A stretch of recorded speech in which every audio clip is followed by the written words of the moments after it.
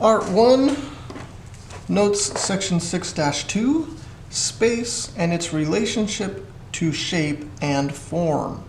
Okay, so we're talking about space here. We're not talking about outer space, but we're talking about the space around and through and in a subject. So shapes and forms exist in space. So we talked about shapes and forms already in 6-1, two-dimensional, three-dimensional.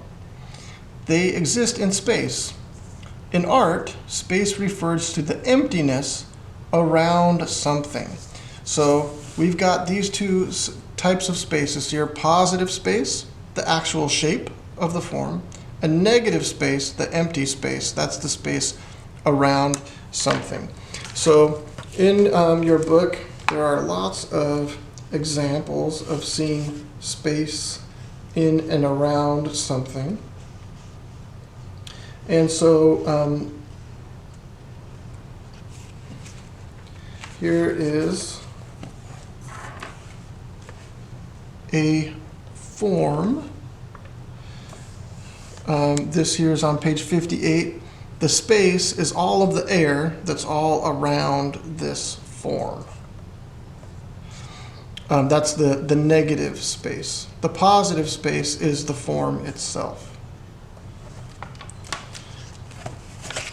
And I think that's the only example I'm really gonna, we could look at every single one of these pieces of art in the book and we can decide which is the positive space and which is the negative space. This shape here, this bust, is the positive space, and then the area all around is the negative space. We can look at that over and over again. Let's see one that's not three-dimensional here. How about just this? Here's one that's not three-dimensional. This is on page 31 in your book. So the flowers and all of this stuff that's in, this is the positive space, and then this darkness that's around, that would be the negative space. All right, positive space and negative space. 6-2 is continuing now. Space in three-dimensional art. So we've already been just looking at examples in two-dimensional and three-dimensional art. The space in three-dimensional art, especially the negative space, is really what we're talking about here. It's over, under, through, behind, it's all around. The three-dimensional art, we're talking about sculpture here. And so on page 20 in your book, you can see this sculpture of the family, and you can see there is negative space all around this piece of art, and also through all of these holes all around this piece of artwork. So we're talking about different kinds of sculpture here. We have freestanding sculpture. So that has space all around it. So the one that we just looked at here on page 20, this is a freestanding sculpture. You can walk all the way around this thing. It's freestanding. And then we have low relief and high relief. So relief is when something is like carved into a surface or attached to a surface. So the positive areas, the parts that stick out, project just a little bit from the flat surface. So you might think of like a penny or a quarter, where just a little bit of the bump comes out. So that's low relief. You can look at this lens cap. This Canon symbol here is just, it comes out a little bit from the surface. I would call this low relief. I might not call it sculpture, maybe, but depends on who you want to talk to about that, I guess.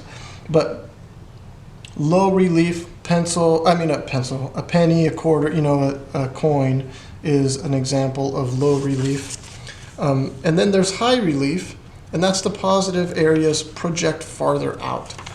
So here's another good example of a freestanding piece of art here. On page 16, you can walk all the way around it. The negative space is all around, and the positive space is the sculpture itself. Now, we have some examples of high relief. I usually look on the internet and I show you some stuff, but that's just taking technology a little bit farther than I want to do for these videos. On page 147, this would be an example of low relief.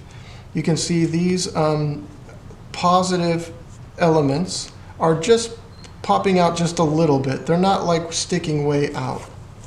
On 146 though, this is an example. This is kind of somewhere in between. There are parts of this that are like high relief, like these shields are sticking out pretty far. This sword here is sticking out pretty far. And then there's some stuff in the background that's more low relief. So this one kind of straddles both high relief and low relief. And there is another example of high relief that is part of an assignment that we looked at last chapter or the chapter before, where we compared these two works of art that were gold. And I think I'm getting close to it in my book. Sorry, I didn't have it ready to go for the video. Well, maybe I'm not going to find it. Oh well. Oh, there it is. Great. On page 37, you can see this would be considered high relief. There are some low relief parts up here where the positive elements protrude just a little bit. And then down here near the bottom here, this Gates of Paradise is what it's called, page 37. These figures stick out really far. And you can see they're almost, they're still attached to the base or whatever, but they are almost on their own. And so these are definitely high relief sculpture here. And that is all we're going to say for 6-2.